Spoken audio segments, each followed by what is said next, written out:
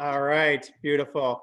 Well, thank you, everyone. Welcome to another Florida Rum Society virtual happy hour. We are ecstatic to have Mr. Chris Funk with us from SPIRIBAM, who has many fine, fantastic rum products. But we all, a bunch of us had got our little Clement and JM gift packs.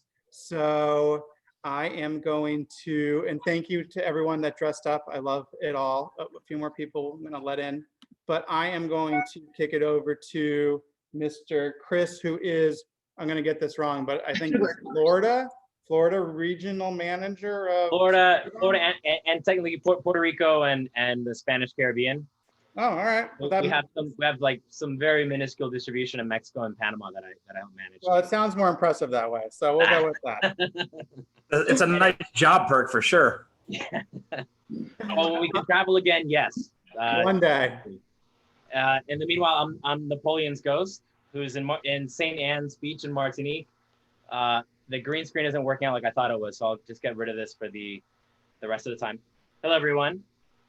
And thanks for your interest in some of our rums. It's the brands I've had a relationship with going on 12 years since I was first introduced to them, managing a hotel bar here in Miami. And as things just progressed, it was always a product that I was happy to use in my bar. Provided a unique story and flavors to cocktails. And now in my capacity to share with people even on an even larger scale, it's just real exciting stuff to work with. Products with a real history as well, which I'm sure many of you are familiar with, at least generally. And we'll be able to talk more about that.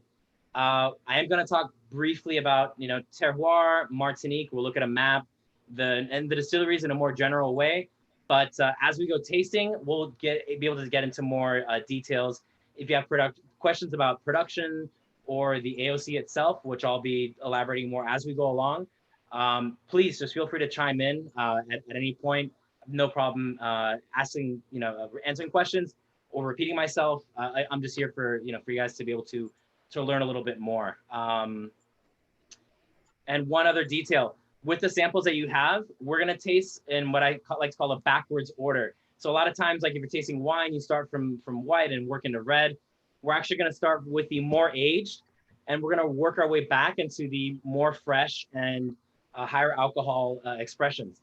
There's a reason for this, mostly because people who aren't familiar or haven't really gotten a palate for the white Agricole has more aggressive aromatic notes. You're gonna see as we start going from the age, most aged spirits share the woody and tannic expressions. They come out a little differently, but we go from something that everyone's gonna be familiar with on their palate to work towards that fresh, unaged, and really bright and really flavor. So we'll start with the Clement XO. We'll taste then the JM VSOP, and we have two white expressions. We have the Clement Can Bleu 50% alcohol, single varietal, and we have the Rhum JM 55% from JM. And we'll taste the liqueur last. The liqueur was a little bonus, so we'll get to at the end. It's a rum candy, an excellent cocktail modifier, and just tasty, really tasty stuff. So I'm gonna go ahead and share my screen. And we're gonna look at Safari, and we're gonna start looking at a map of Martinique. One of the things with Rhum Agricole that some of you may be familiar with, there's an AOC in Martinique. So those of you that enjoy wine, an AOC is in French is Appellation d'origine contrôlée. Just means basically a regulation, a regulatory framework that means that the products, that if it's going to be a champagne, if it's going to be a Roquefort cheese, that it's going to be a champagne or Roquefort cheese because of a very strict process that it goes through. So here we have a satellite image of Martinique. So we're tasting Rhum Clement is on the eastern coast, where there's this town you see called Les Francois on the map. I'll zoom in a little bit more. This area tends to be drier and sees a lot of sunlight. There's a mountain in the northwestern part of Martinique called Mount Pelée. And then on the north coast is where we have the Rhum Jam distillery. Now the terroir is very different, which is why I wanted, when we taste through, we'll be able to get some more of the drier notes from Clement. And when we're tasting from JM, we'll definitely get the more floral, more vegetable, and more I would say more garden. That's going to come with a very rich organic soil and plentiful rainfall that happens on the north slope of the island. So that's basically an idea. We're going to take from the terminology from wine production, talking about terroir. Also because Rhum Agricole is very close to the earth. We consider an agricultural product. It has very minimal processing. And as we get to the white expressions, I'll go more in depth onto how those things occur that way. I just want to show you quickly at Rhum Clement. Should show you this gentleman here. Omer Clement is my boss's great uncle on his mother's side. So I share that with you mostly so you understand it. It is very much a family business. We're only 11 full-time employees in North America working on the sales side. And I've met a lot of the people that are still in the Clements and the family that owns the distillery right now. So again, it just wanted to put it out there that it is very much still a family business. Now if we look at Rhum JM, I just wanted you guys to see how beautiful and fertile this land is. The chimney that you see here is erected in 1842. 1842 is also the same year that Glenlivet raised their chimney in the distillery, producing much more alcohol than we do at Rhum JM. But it's just to give you an idea of the duration of a distilling tradition that's all in-house, and also to get a view of the landscape as well, which is lush, plenty of rainfall, and lots of very rich, tasty soil. So I'm going to encourage you all to go into your Clement XO expression. So tell us, That's the twist. Was everybody expecting to go silver first or clear? I think, yeah, that's a good question. I'm sure a lot of you can nod or thumbs up if you're expecting to start with the unaged first. I mean, I feel like that's the direction most people go, but you know what? Martinique is just different and crazy, so let's just do it. So XO appears on a lot of labels in the rum world, and it doesn't always have a meaning. Not to name manufacturers, but an XO can literally be just a branding that we have this whatever we sell rum XO. In this case, XO is just like it is with cognacs and armagnacs. It's an age statement. When XO has to be minimum 6 years age. That means the youngest liquid in the bottle has to be a minimum of 6 years age. For the Clement XO, it's a blend of 6 and 8 year and a very small amount of 10 year as well. A blend of reused bourbon cask and Limousin oak. I'm sorry, reused bourbon cask and Limousin cask as well, blended. So as you get your nose in there, there's a lot of things that I like to draw similarly. Someone mentioned in the comments before on Facebook, sweet. And I said, no, actually dry. And again, borrowing phrases from the wine world, the opposite of sweet is dry. And when you taste this, there's a lot of flavor. There might even be some subtle banana, but at the end, your palate's left very dry, ready to get some more or to get like a bite of food, kind of wetting your palate. This is good. I don't think I've ever had the XO. Oh, the XO's delicious. Yeah. It's very, very good. Now, and everyone received the pamphlet. Now we do have more age expressions for people that do like those really more rich vanilla notes that come out, that tend to come out with aged Agricole. There is a 10-year, a 15-year single age varietal. And we also have an hors d'âge, which is the Cuvée Omer Clement. These are categorized just like with cognacs. That's in a category called hors d'âge or a beyond age. So these are things that are just well beyond the XO category in aging and are more unique products. I've had the Omer. It's very good. The Omer's great. Yeah, the Omer's great. The 10-year is exquisite as well. For the price, it's an excellent spirit. The old I don't even know if he's still there, but the old manager of Strongwater loved the Omer. Like he would tell everyone that it was one of his favorite rums. It's a good one. That's great. So some of the tasting notes, I know it's a larger group. Generally, I prefer hearing from people what they get from the flavor. I'll jump in. I'll call people out. There you go. One of my first like aromas or like this light taste was like just very light and beautiful tobacco, just a hint, and then it went away, and I started going into other flavors. And then I started getting into the oak and all that. What was everybody else getting? I definitely tasted the oak. It's really nice. It's really light, and I really like experiencing that oak with the Agricole. We don't have much experience with like aged Agricoles, but this is fabulous. It doesn't have that overpowering, like, am I going to insult Chris now? Like lawnmower taste, which sometimes you get. Like, but this is exactly so Jay, what you're saying is it's exactly why I wanted to taste in this order. So as I mentioned, time in a barrel, ester alcohol. What we get as flavor is what's called in the distilling world non-alcohol parts. So these are the things that kind of provide flavor that are not alcohol or any of the esters or long chain fatty acids that we get from distilling. So these are things that, if someone who likes an aged Scotch, if they taste an aged cognac, they're probably gonna find things that they like in it. Or if you taste an aged Agricole, there are gonna be things that you like in it too. Tom, you have something to say? It's actually the most un-Agricole I've ever tasted.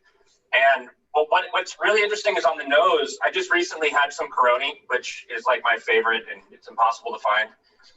On the nose, it's so reminiscent of that Coroni, which I can just sit there with my nose in front of for an hour before I even take a sip. It's delicious on the nose.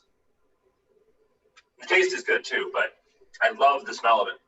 I like that definition, Tom, of the most un-Agricole, like Agricole, but it still has those components. Like you feel it, but it's not. I think I really like it a lot. Yeah. Tom, I gotta agree. I just had the Corona on Tuesday night actually, and I until you said it, I didn't make the connection, but it's almost and I don't mean it in a pejorative fashion, but like the gasoline, from Corona. But in that delicious form of gasoline. Oh, yeah, of course. Yeah. Of course. Yeah, absolutely. No, it's so much in there. Those same petrol notes you can get in some Rieslings as well. So if you get like a very rich Riesling, you can get some of those like kind of petrol or rubbery notes that are the same chemicals that are just produced in a different way from either fermentation in the case of Riesling or through fermentation and distillation, like we get in the Coronis and we get in some of those other kind of very Dunder rich style rums. Wait, I got an important question here. Yeah. Is it Coroni? Because I was calling it Coroni, then all these other people are calling it Caroni, and I'm prone to pronouncing things wrong, and I desperately want to get it right. So is it Coroni? I understand it, Coroni, yeah, and that's how people I know in the West Indies would say it. Caroni sounds like a musical. Yeah. Yeah. Like I feel like Caroni is exactly how Richard Seal would say it. Well, we know. Yeah. I got no idea. Richard says it. Just That's like exactly how he says it. Saga City. Saga City. So if you've gone through your little taste of the XO, we can move on to the Rhum GM VSOP. Hey, Funk. Before the XO is pretty. I mean, it's all these are widely available wherever you can buy your favorite. Yes. The ones we have here, I would first steer you to Brock, who is on the call right now. Course. His shop has everything delivered in Florida really quickly. A lot of the product, not all of it, is also available in Total Wine. So that was kind of, one of the other reasons that, things are widely available. And I would say the first stop would be at the liquor locker. We all love Brock. Wait. Like our official answer from now on is ask your local shop, and then we'll fulfill you. If not, and fuck Total Wines. Yeah. Why would you buy rum from a wine shop? Right. Good job, Travis. Fair enough. I feel like Agricole might be the one product where they don't have their own label, where it's like, hey, this is my girlfriend's favorite Agricole. That's all they ever do. then they're just gonna copy our bottle too if they ever do it. Yeah. So I'll cheers to what I said about Total Wine. So guys, hit up Brock, and then Brock, if they mention that they were in on the tasting, I'll cover the shipping for them. Okay, just send me the invoice. So Okay. you guys do that on the call. If you guys want to order anything on this, I'll cover the shipping. Oh, well, Cheers. well, okay. So we'll set up a Yeah. SPIRIBAM free shipping, and then so it'll come up for the customers as a 0, and then I'll have Angela track everything, and then we can figure it out on our back end. I'll be Nobody able else to, needs to worry about Brock and I will figure it out. I can track that. So I'll C'est I'll bon, get a- Brock. C'est bon. I'll get a coupon code. I'll get a coupon code and get it out to everyone. Cool. And And that'll coupon be code for the fuck. participants here. So we just gotta, it's gonna be for all the lovely people that are enjoying it right here. And that rum and coke couple on the sofa too, guys. I love it. It's a good look. So Rhum and VSOP. So the VSOP for us, just like with cognac, right? We literally borrowed the AOC and adapted it from grapes to sugarcane.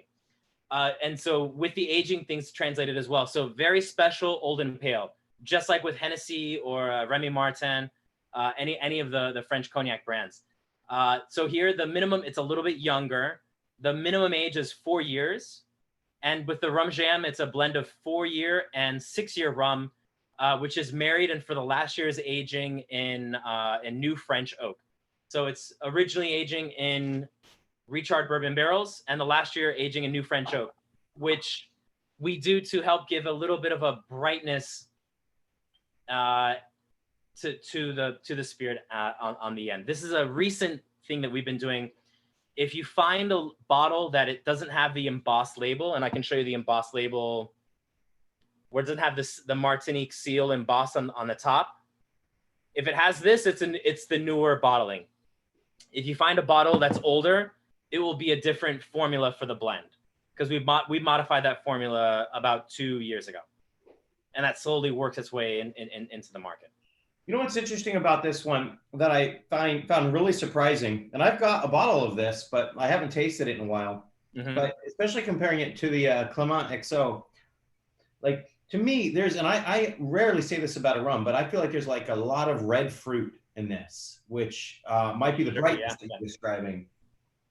Well, I mean, that's a Travis. It's a great segue into the conversation about terroir.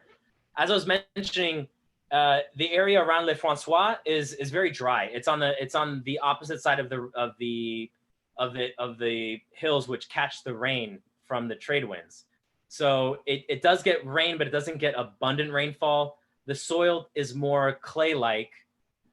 And then but when we move to the North of the Island by JM, we're dealing with deep volcanic soil, which is very nutritious. There's plenty of rainfall and ample sunlight. So it's a very different agricultural environment. And to your point, I would say it's more conducive to a sweeter cane. When we test for sugar content, we have a little bit more sugar content coming in from cane stock from Rhum JM than we do in Clement. And that goes back again to having a more nutritious soil, sunlight and rain. All those things are let the plant produce a more sweet juice. It's crazy, and I know that I'm sure it happens other places, but I know that Jamaica is probably another example that on this small, right, the island, there's so many different microclimates that can affect the way that these things all mature. So yeah. I mean, we all live in Florida. There's always that meme, where it's you look in the rearview mirror and it's a thunderstorm, and in front of you it's not a cloud in the sky. I mean, that same thing is it's like that in the Caribbean. There's hills can catch rain. They'll prevent areas, and it creates, like Jay was saying, creates microclimates. So and again, we don't purchase sugarcane on the market. We don't purchase molasses to distill. We grow our own product, cut it, press it within 24 hours, and are fermenting and distilling right away. So this has to be something that has to be done on premise. And again, so it's very driven to all those things that are around it, because they are going to influence the juice that gets expressed and fermented, and ultimately to the environment where the barrels are going to be aging and spending time. Chris, what did you say about the older bottle? I have the one that's got no embossing on it. So no embossing. So you don't have a French oak finish on that last bottle, John. Okay. The embossing, and I can show you again. It's basically the seal for Martinique, which is the Yeah, I have that. Yeah. On this one, yeah. on the XO bottle. Yeah. So that XO finishes the last year as well, finishes in new French oak. For those of you that don't know, traditionally in the Caribbean, you'll hear a lot of places that use recharred bourbon barrels. It started originally out of pure economy because they're about half the price of new American oak barrels, and then French oak barrels are even more expensive. So it's something we wanted to do to give a flavor note to the product, but also to be able to do something a little different and special. And John, that new finish of the XO is phenomenal. It's really good. Yep, it is. I actually get notes of cedar and fresh oak on it. I really do, and it's got a very nice nose. Hey, Chris, Yeah. I just wanted to mention the sensory room at JM is one of the best things I've seen, where y'all break down the the different aromas, going through the tasting, and then bringing it all together component by component. I just wanted to bring that up because I thought that was such a cool thing how y'all do it there. Sure. So what Zachary is talking about, at the distillery, if you're fortunate enough to ever come by and visit and give a tour, in the reception center, there is what Zach was saying is a sensory room, which basically we've taken the base components of smells and notes. If you smell ginger or tobacco or earth, and these items are kind of isolated so that you can smell individual flavors, and then kind of help you experience those differently. I've had that in SOM training courses where they do that, and it really helps to help focus the mind on these different flavors that are present. I haven't seen it in tours and facilities like that. I've seen, obviously, like you said, SOM tastings, but as a part of a tour, I thought that was a really nice setup that y'all had there for the. It's pretty cool. The gift shop too there is amazing. The thing I like about the gift shop is that there's product that's not available for export. One thing that we do there that unfortunately I can't sell in the U.S. because we don't make enough of it is a Armagnac, Cognac, and Calvados finish for Rhum JM. So it's product that's aged 6 years, and the last year it's aging in these different casks, and they are out of this world. We got the Armagnac. Yeah. But we got cool gift shop sunglasses, so you did. It's pretty much a even split. You came out ahead. That's what I'm saying. Yeah, it's a wash for sure.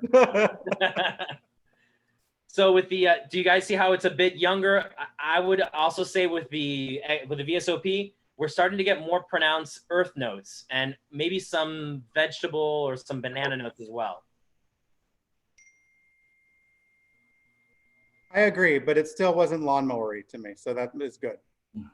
We're gonna cut grass in a minute here, Jay. So I know we are, which is fine. It's not. I don't say it in a disparaging way. It's a friend of mine made a joke once that he's like, I don't want any of that rum that tastes like my lawnmower. So now I use that, even though I enjoy it, but I get that thought that it gets that fresh grass flavor as it gets younger. Hey, Jay, say you got to be very careful who you're friends with. Well, I'm trying to teach people slowly. Yeah. Heineken lawnmower. Yeah. It's true. So yeah, with the VSOP, it's a little bit softer, a little bit, there's going to be some fresh vegetal notes, some herbaceous notes that I don't find in the XO, but that are definitely starting to appear. Now, if you want to rinse your glass before we get into the Blanc expressions, I would recommend that. Or a fresh glass. Or a fresh glass.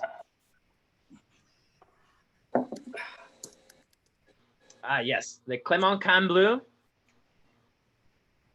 Does anyone know what the Can Bleu means? Yes, but somebody else answer. But It's a different, it's a different varietal of the cane. Is that right? Single varietal, right? Yes, you both. Not blue cane.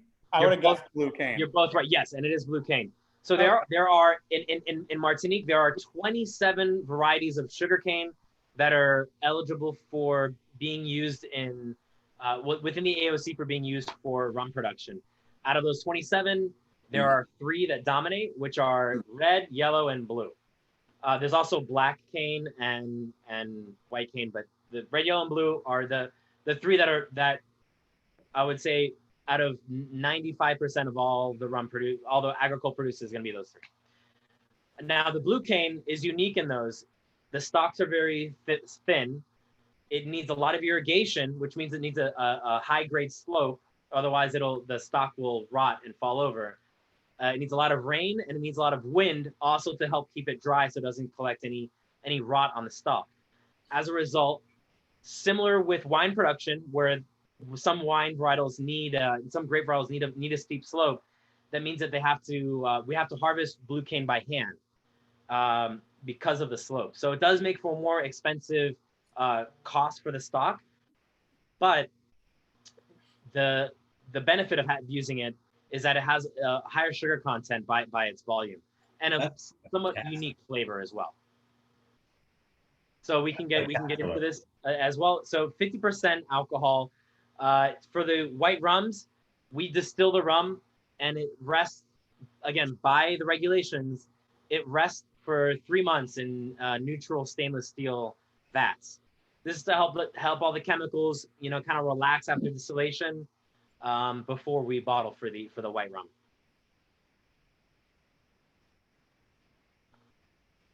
And we also dilute a little bit on ice. Not ice. We dilute a little bit to bring it down to cooking temperature over time, as to not shock the chemicals and create flocculate. I love the dryness in this. It makes a great Mai Tai. Yes. John, you go 100% this in a Mai Tai? No, I usually combine it with a Jamaican. No, I have to have my, but this makes a nice, it adds a really nice dry side to the, I don't like sweet drinks, so I like my Mai Tais a little on the dry side, but this one is really nice and smooth, and I like it. The cane blue is good. This Cane is blue is good. great. It's Harry- my favorite daiquiri rum, the Cane Bleu. Oh Because yeah, it's dry. great daiquiri. Yeah, John, I'm with you. I don't have a sweet tooth, which is why, one of the big conversations in the rum world, I don't have to talk about it like too much, is added sugar. We are prohibited by our own regulatory framework. We're prohibited from adding sugar. One thing that you guys should know about the way the AOC functions is that there's a rotating presidency between producers, and it's kind of the job that nobody wants. Because everyone wants to focus on their own business, but somebody has to do it. There's always politics about someone taking advantage while they're there as well. But basically is that everyone knows that at one point we're going to be leading that board. So it kind of makes sure that everyone's going to operate, copacetic, and we're going to all do our job and we'll try to distinguish ourselves, but we're going to make the base. This is the base qualifications to be rum agri. Give that your phone.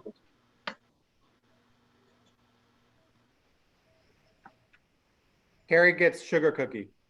When I smell it, that's what I smell. I've gotten marshmallow a couple of times in staff trainings and tastings. I get that. Birthday cake. Birthday. I get cupcake as opposed to a birthday cake. Okay, no, come on. It was right on. I was in. It's not cupcake. It's birthday cake. I think I disagree. It could be muffin with frosting. Oh, come on. It's so far Mark's away. frying a chocolate shake. But you know, it's interesting that we're all describing these kind of sweet, cake and birthday cake or muffin with vanilla frosting. But those are all very sweet things, and the smells are here. But when we're actually experiencing the drink, the finish is dry. Your teeth aren't coated with a sugary anything. The flavors are present, and they are technically sweet, but you're not left with a palate blaster. Like you're left with a clean palate, ready to, again, for cooking or for other drink. You're ready for, you know, an amuse-bouche, or the, you know, if it's going to be like a picnic blanket or a masubi or whatever, you know, it's all, your palate's ready for it. It's probably vanilla and a little bit of like light, almost not burnt sugar, but a little toasted sugar, like, you know, where the marshmallow comes from, like the, but the vanilla's there. You're right, Travis. There's an ice cream shop in Colorado Springs that does cookie dough ice cream. And that's what I'm getting, because it's the cookie dough not completely finished. So you get a sweet element, but not totally sugary. I hear that. Are there any Bordeaux drinkers in this group? Travis. Yeah, I got Henrik and David. Do you guys get some of the ferment? You get some of the yeast on that? Now that we're talking a little more detailed, think of the Bordeaux and then have another smell and taste. Henrik is nodding. He's agreeing with me. I have to say that you know, going from that, I love both of the aged ones. Beautiful, great mouthfeel, a little bit spicy notes, cinnamon and things like that. But this one, which I have not tried before, is my new favorite. Wow. It has complexity and mouthfeel. It lingers. John, you mentioned you use it for, you know, as part of your Mai Tai with some Jamaican. Wow. I can't wait till I get a bottle of this. Really, this is, and as I said, you have that nice dry finish, but there's something there that gets that little sweetness without being imposing or too much. It's just enjoyable. John, we're looking for recipes in the chat. Well, I have something. I'm gonna get your email address. Well, I'm get your email addresses from Jay. I'm gonna send some recipe ideas for you guys as well. So sure, whatever John has, I won't steal his thunder, but I'll have some ideas out there for you guys as well. I can see when you post them on Instagram. Yeah, I'd be happy to share it. Beautiful. Yeah, Heinrich, I'm glad you're enjoying that, especially to, you know, for first time experiencing that. That's wonderful to hear. Yeah, it's I don't think somebody mentioned the least Agricole rums. I think this one is something that really takes me to so many other directions regarding flavors and characters, and you know, these are very enjoyable. This is sipping. I do enjoy that they were a little bit lower on alcohol too, 43, 42. So you really get the full enjoyment of the complexity, not an alcohol just that hits you. Right. Even though this one is 50, it's a sipping. I'm just sitting here enjoying it. Well, that's a great segue to a slightly higher alcohol proof. But I honestly find the Rhum Jam 55 to be a little smoother than the 50 from Clement. And for me, this has the Rhum JM 55%. For me, has probably the most fruit on the nose, and I get you know, very ripe pineapple and very overripe mango as well on the nose, in addition to the grass notes. And is this what we're gonna make the tea punch? Like, I shouldn't just drink it all? Yes. When we finish I encourage you to taste the JM 110 alone, as we're gonna wrap up the spirits portion of the tasting, and then we can make a tea punch with this. But I would ask though, is it tough? Is it tough representing like two world class or two of the best and distinctly different? When you talk to people that maybe don't even know anything about Agricole, and then you can dissect the differences between two of the premier distilleries. Like, is it tough to have those conversations, or is it just what you do every day? And it's more what I do every day. You know, the conversation of where it goes, I'm fortunate, and I feel very fortunate to have these products. I don't see them competing for the attention. It really depend on what the business is looking for, if it's a retailer or if it's a bar, and what their purposes are for what the style of the cocktail or what they want to offer their retail customers. There's a difference in price point. JM is going to tend to be a little more expensive because it is a single estate. All of the production happens and it's happening in one space. Rhum Clement is a little more spread out. And because of the production costs at JM and the way we do things, it's a little more expensive. So that can make a difference with someone as far as a business decision. But I don't see it as an obstacle. You know, I'm fortunate. I feel fortunate to have two of what I feel are two of the premier distilleries on the island, of which there are many great distilleries. But and I almost just feel like it's like you must want to just be like, hey, like I'm gonna get you started here, but can you come back and talk to me at least like once every 3 months or 6 months a year? Because there's so many places to go, or you know, there's nowhere to go but up. Wow. So I just did a side by side with the 55 and the 50. What's your takeaway, John? The 50 has got a lot more gasoline. I mean, it's high test. Actually, I would prefer it making it a tea punch. The 55, as though it's higher ABV, is smoother. I mean, it's not near it. That's amazing. And I find that there's more fruit on the 55. I just had like a big sip and like let it sit there for a while, and that it almost sits heavier on the finish than the 50. Like bolder, even bolder is the right word. That's the word I want. Develops better in your mouth. I would agree. Yeah, this one tends my favorite one out of everything we've tasted. Actually, it's like the difference between the two is night and day. To me, the funk level in this one is like just of that perfect fruity funk. Come on. Like, what I'm all about. I'm answer this, Chris. It's very reminiscent of my like, job. It's how I got my job. It's delicious, and it kind of it's reminiscent of a lot of like the Jamaican overproofs, in that perfect funky fruity flavor. Like I'm getting like a lot of like that Worthy Park rum bar, which is another one of my favorites. So like when it hit my mouth, both of us, it was just like, wow, yes, yeah, like it's delicious. We love flavor. We love flavor, and I love rum bar. I love the the Worthy Park and the Rum Fire too. White rums with flavor and character. Very different production processes when we go into it. One of the things, and we talk about fermentation because you mentioned some Jamaican rums. Those tend to have fermentations that are going up to 2 weeks. By the regulations that we have, we can do only a maximum of 72 hours.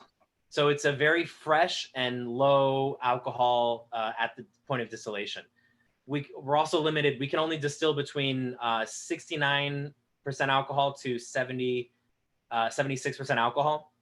So that means that it's like mezcal. You can't produce a ton of it because you're supposed to produce less alcohol. It's getting more flavor too. I want Star-Lord to jump off mute and say what he just typed in the chat. 'Cause I don't know if everyone saw it, but I like that. No, what's that? Yeah. I was just saying how I know it probably sounds weird, but the flavor that I got is what I imagine tasting almond, like a flower, like the almond flower smells like, is what I imagine it tastes like. It's weird. I don't know how to like say it right, but like not like eating an almond, but like what I imagine if I were to take a bite out of an almond flower, like on the tree. That's the flavor. Were you in the psilocybin tasting as well earlier today, or? No, I wasn't. Okay. No, I hear you though. There's floral notes that are definitely there, and I think that's what you're kind of getting. Just kind of nutty and floral. Mm-hmm. Yeah, I see that.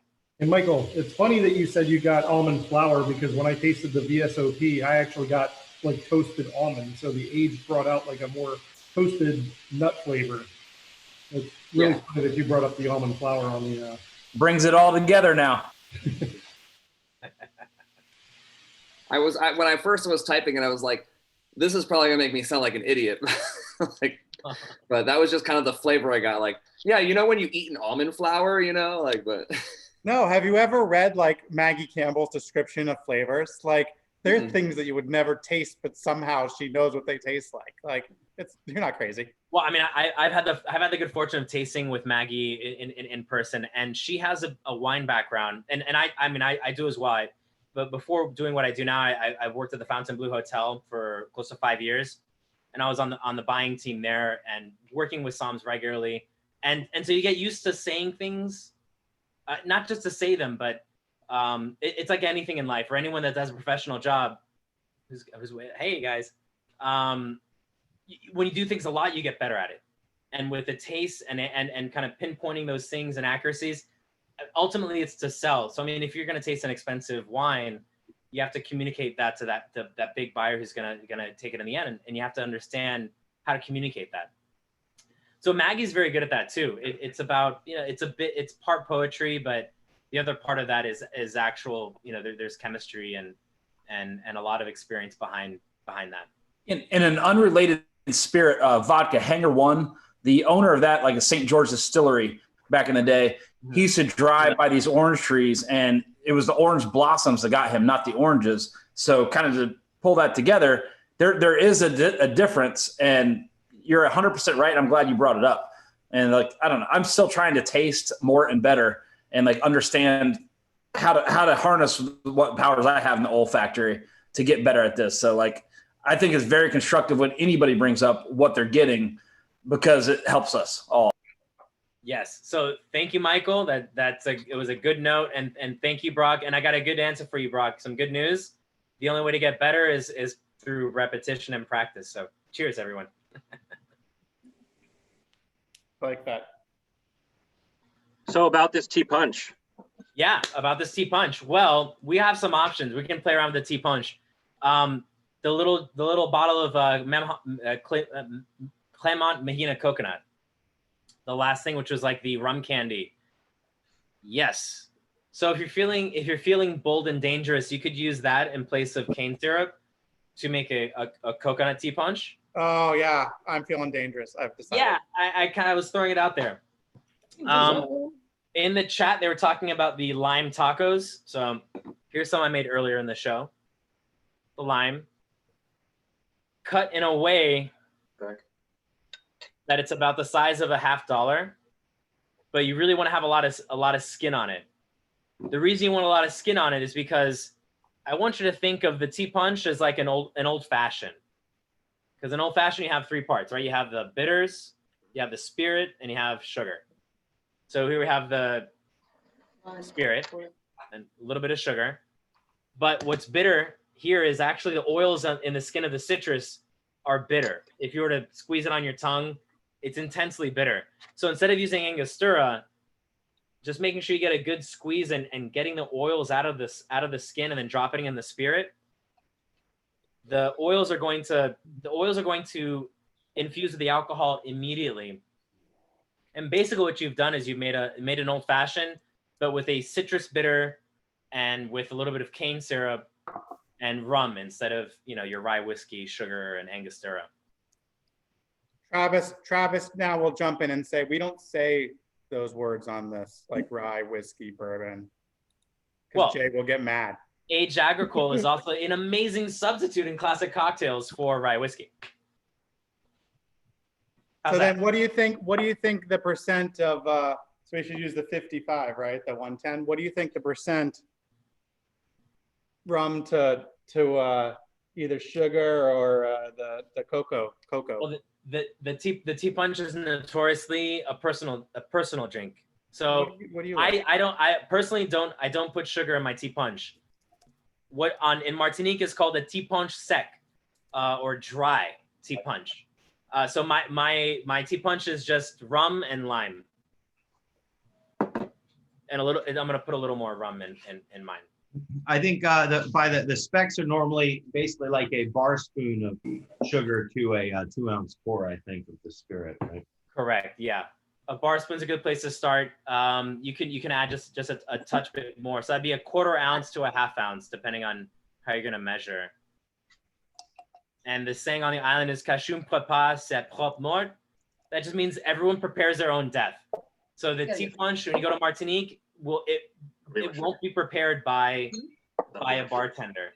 you'll get a small, maybe a saucer with a sugar packet or a small carafe of cane, the lime pieces, and the rum. And you're to build your own, as you are the ultimate person to drink it. You understand how much sugar, so it's kind of a DIY. Part laziness, perhaps, but it's also a personal experience. The tea punch is a personal cocktail. So what are some of you guys doing? I've definitely smelt that coconut and immediately was like, oh, I have to have some of that. But I would love to hear what some of your own deaths will be. Well, I tried, like, I'm gonna estimate an ounce, maybe a little less than 3/4 of an ounce of the 55, and then like a bar spoon of the cocoa, and it was too sweet for me. So I finished whatever I had in my 55, and now it's doing a little better. Yeah, adding the cocoa, it adds a nice little touch to it. It's very, very good. I like it a lot. Just it can get it over sweet very quick. Yeah, I did 2 little lime wedges, like really squeezed and getting a lot of the oil out of them, with the remainder of the 55, and it was still too like lime heavy. Mm-hmm. And I did the tiniest little drop of the cocoa in there, and it just leveled it out perfectly. Cool, that's great. I'll tell you guys a little bit about how we make the Mahina coconut. It's a totally natural process. There's only 4 ingredients involved in the production. So when we get the rum right off the still, we have these large vats that we fill with young coconut meat, not water. The rum sits with the coconut meat for 2 weeks. We strain everything off and we sweeten it with our own cane syrup that we're producing in the same facility. And then it's diluted some to the ABV that's presented to you. So it's just water, coconut, cane syrup, and that's it. It's direct. It's a totally natural liqueur, and that's part of it, giving you a rich mouth coating feel if you taste it on its own. It's unique for that. It's a phenomenal cocktail modifier as well. You want to make margaritas and change it up, a little half ounce in there is gonna make you feel really good. Yes, Tom. So you're not there. You said water, coconut, and sugar. Yes. So there's no rum in it. And rum. Oh, yeah. I'm sorry, I missed that. So you take which rum do you guys use to soak it? It's right off the still. So it's right off the still. Unaged. It's unaged, and it's not even rested. It's right off the still. So it's also higher proof because a higher proof alcohol is going to penetrate the coconut flesh better and help with oil extraction and infusion. You know what's funny about that is the only like I'm normally I really dislike flavored liquors, like where they, Blue Chair will make a coconut or a banana or any of those things. What I want to hear, Tom. Tell me what I want to hear. Careful, there's only 2. Blue Chair. There's only 2 that I actually really like, and that's and what they both have in common is that they use real fruit to create, and that's the Stiggins, where they take actual pineapple husks and soak them in the rum, and then this one, and they're flavorful. It doesn't feel artificial. It doesn't taste like they're faking it, or they're trying to like reach it to a certain point of achieving that flavor. And these are both delicious. Or I mean, this is absolutely delicious. Cool. That's why I included with that. That's why I included it with the set, because I know everyone's going to appreciate the spirits on their own and be interested in that. But this is something that I'm proud to show. It's not one of these things that I kind of like try to hide, behind the things. Oh yeah, we also make that coconut liqueur. Coconut liqueur is phenomenal.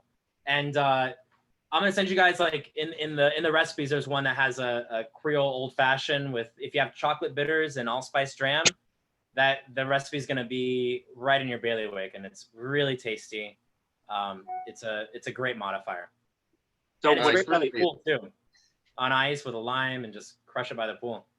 So what's really funny though is I was up at the Suffering Bastard last week and was talking to some guy at the bar, and he was like, "Oh, have you ever tried the cocoa that Clement has?" And I forget who it was that was saying this to me, and I had never even heard of it. I had the orange shrubs before, but I had never even heard of this one. And I opened up the mail yesterday and pulled out the bottle and showed my wife, like, hey, it came to us. So I've been wanting to try it, and I'm really glad you sent it to me. So thank you. I'm great. I'm so happy that it worked out like that. That's great. Is it in So the then market here? on the subject of the orange shrubs, what's the process in that one? Also a natural process that uses sun-dried sour orange. So those of you that are familiar with Latin cuisine, like Cuban or Puerto Rican cuisine, sour orange is like, it's not really edible because it's so intensely sour, but it is an orange citrus, and you use it for pork, for like brining pork. So it's sun-dried sour oranges, vanilla, cinnamon, clove, and another tree bark called bois bandé, which is like intensely bitter. And we just have like basically a giant vinyl sachet that we just drop in a 100-liter, 500-liter vats, and they sit the same way. They're not temperature controlled, so they do get warm, but that's to help it infuse. And that's just sweetened with cane syrup and put out. That's another totally natural, basically a tea that we make, and then it's sweetened. That Creole shrub is phenomenal. Yes. And I prefer it over the Pierre Ferrand Curacao. Yeah, I would agree. I mean, and I prefer it over Cointreau and Grand Marnier. Yeah. It's for the price as well. And Grand Marnier is a good product, but it's expensive for what it is. Yeah. And this is, borrowing, and it shares the same French tradition. For me, a side-by-side tasting of Grand Marnier and the Clement shrub, it's a similar drinking experience. And so it's not to diss Grand Marnier, but it's just to say that we produce a orange liqueur of very high quality. Just be cheaper margaritas. I've noticed the bottle has recently changed. Is it the same product on the Creole For shrub? which one? On the Creole shrub. Recently, no, it's still the conical bottle. Let me show you the one I have. Oh, you must have an old. If Maybe you have a straw wrap bottle, I'm gonna buy it from you. Yeah. What are you doing with that? What are you doing with that thing? You keep that. Okay. Travis, keep it in front of the screen so others can see it. Put it in front of the camera again so they can get a look at that. So these bottles were made up until I want to say the mid 90s. The straw was done by hand at Clement. Oh, and Andy's got one too. That's amazing. That's great, guys. So that's something of a relic. We got to work on depletions. Drink your stuff. I didn't buy this that long ago, but then you found it in a place that it was hanging out on the shelf for quite some time. So yeah. We've been selling out of the same bottle. I mean, years before I started with the company. Okay. So, no, but it's cool. All right. Like, So if anybody finds one, if anybody finds one, you got to buy it and send it to Chris, and I'll pay shipping. I could probably tell you where I got it from. You mean if any of us find two? Yeah, exactly. Pretty sure I could find another one of these. How about this one? Yeah. Okay. I'll take one. I'll let you know. I'll see if it's up got these little bottles that I'm Post it in the Facebook group if you find some, and maybe you can grab some for everyone. Travis, you should tell us and see when the rate, that'll put the rates on, and everybody will go there tomorrow. So See if they can send it back to this distributor and get it. Brock can pick it up. Hey, Chris. Yes. Just a fun fact. First of all, I think it's great. I'm just sitting here blending, and for you guys who know me, you probably know what I'm blending with. We have the same importer in Sweden. And I actually talked to him today. He was actually visiting the world's biggest rum bar in Stockholm. And I'm going to talk to him tomorrow and say, hey, we can do a lot of really cool cocktails together with the JM. I don't know if they have the coconut there. But I think they do. I don't know if the same importer works in Sweden, but I did meet the Danish importer in my trip last in Martinique a couple years ago. But they have all of our products easily available in Europe. Yeah. So because the coconut it's amazing because it has an intensity and a pureness of coconut. So it's really I think the hardest part would be only to try to dial it correctly. From a taste point of view, it's fantastic. It's I mean, probably the best coconut I ever had, and I made coconut products, and this one Oh, if it's coming from a manufacturer, then school and this is really I made myself a little coconut rum cocktail with Jamaican, Guyana, and Java rum, together with your Martinique and coconut. So we are really taking care of the Caribbean, plus a little bit of fresh lime juice. there you go. Fantastic. Skull, skull. Skål. Yeah, and then we should mention, you mentioned the syrup that is available in the United States if anybody's asking as well.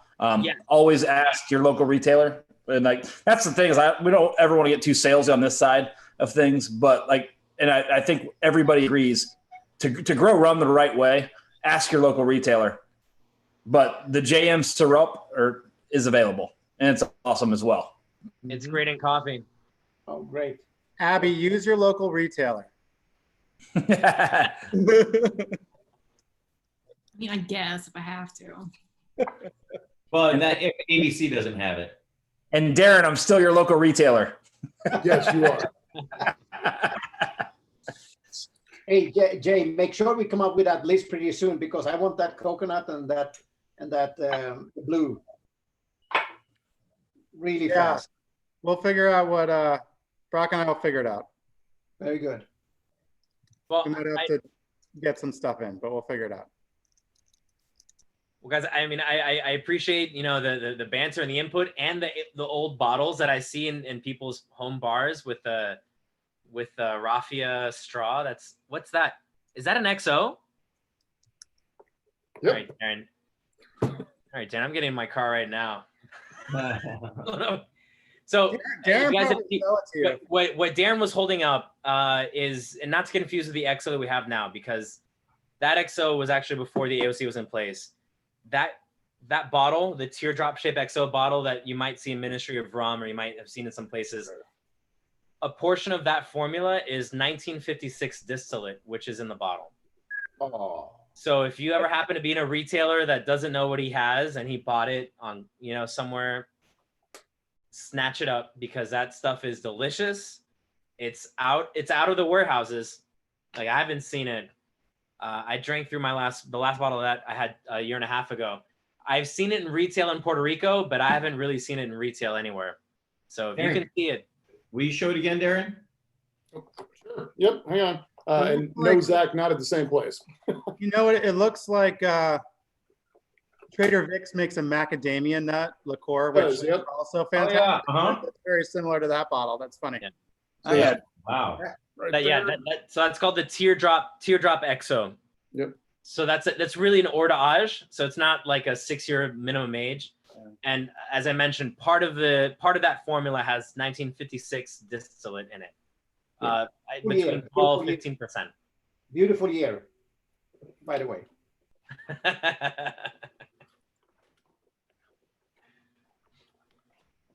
So everyone, thank you for participating. You know, if you have any questions about the brands, about what I do, about the distilleries themselves, or anything, please, by all means, I'm here for you. John's got one too. John's got the bar. Jesus. Wow. John's not in Florida though, so he doesn't count. That's right. Hey. We love John. John, who are you? We're open to all members, just like we're open to all. I'm actually I'm up in Virginia. And by the way, do you ship Brock to Virginia? If I don't, there might be another way. Just shoot us a message on the website. Trust me, I have ways. Shoot me a message if and we can talk about it. Cool. Not being recorded.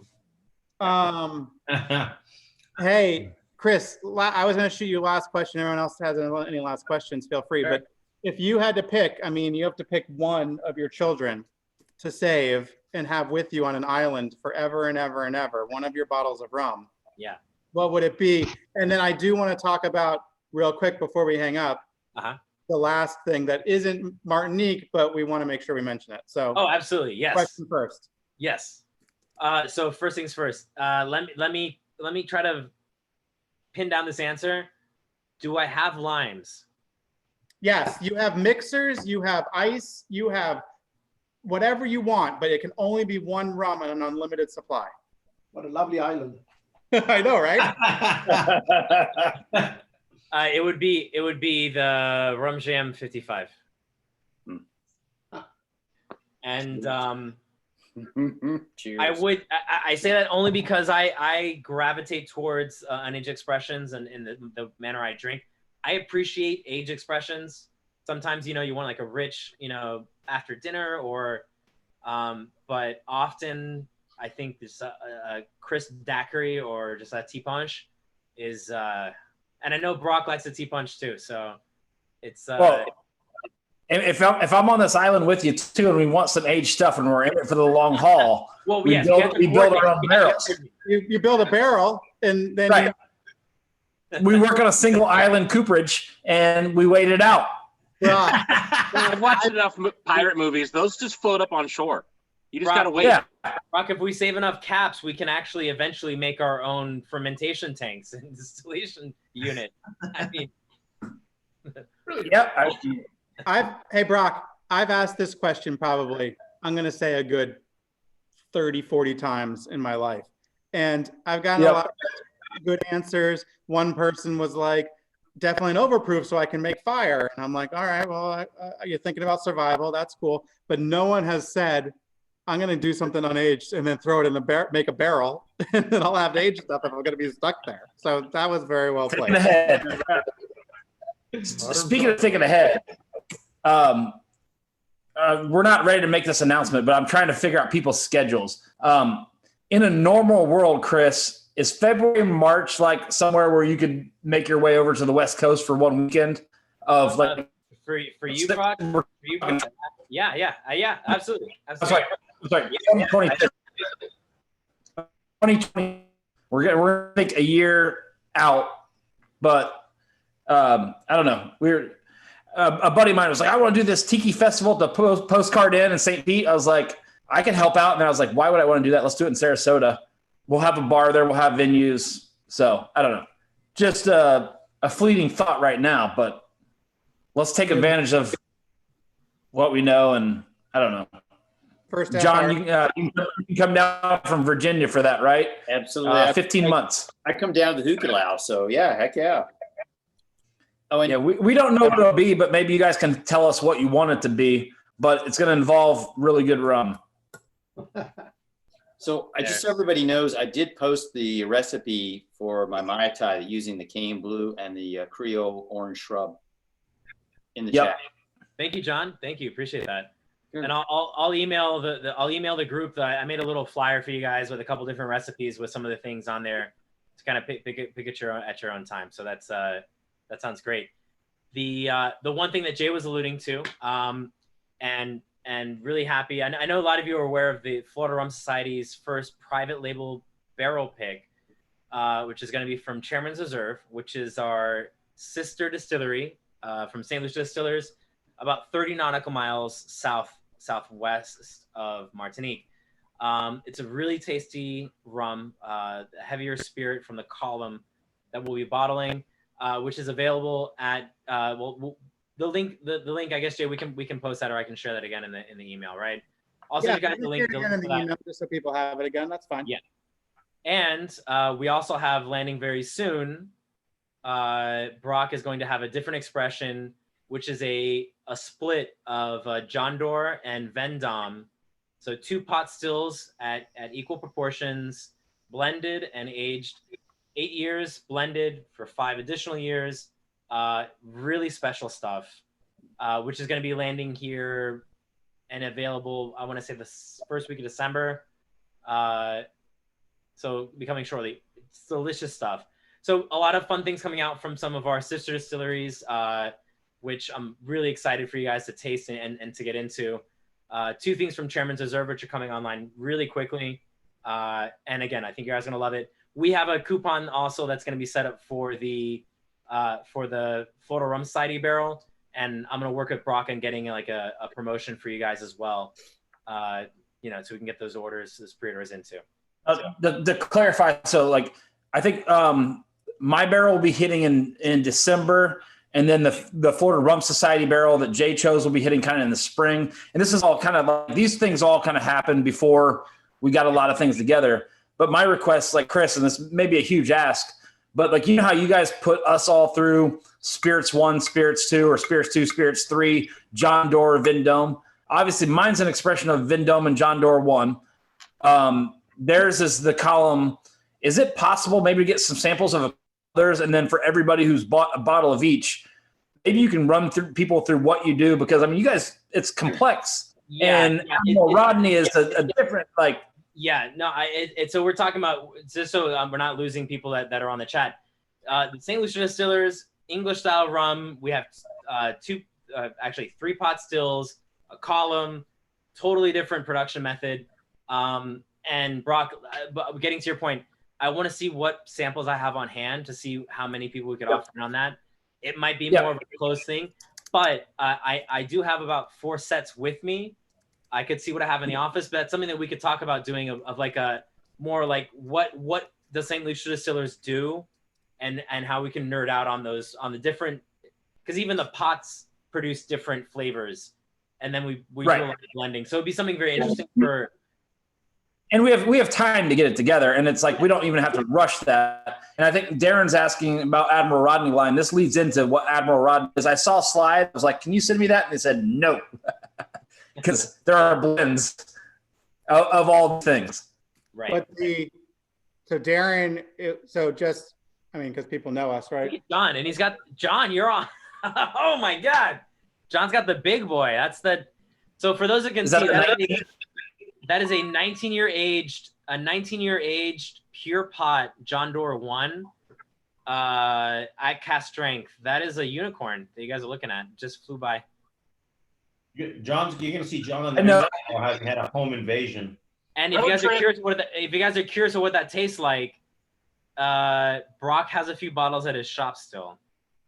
I got a few, not many. And I recommend for Christmas for yourself, don't even think about your friends. Think about yourself. Every year. And then you could order it for free shipping. Well, I mean, if you did it today, yeah. If you did it soon, if you mention the tasting and you're here, yes. Absolutely. Brock, is that on your site? I think so. We're gonna do a review of Chris Funk stuff tonight and make sure, but I thought it was. Brock's stores in Sarasota. Yeah, Jemay is a new member who just started. So he didn't get to taste everything here, but he. Where are you at, Jemay? I'm in Miramar, just in the Broward area. Okay. Funny enough, I was in Sarasota like 2 weeks ago for an exam. I wish I had known, because I definitely would have checked out the store. I actually got whilst I was there, there was a liquor store. I wouldn't say the name. I don't know if you guys like it or not. I actually found some XM rum from Guyana over there, and you couldn't find it anywhere else. So Sarasota has some good stuff over there. I gotta visit more often.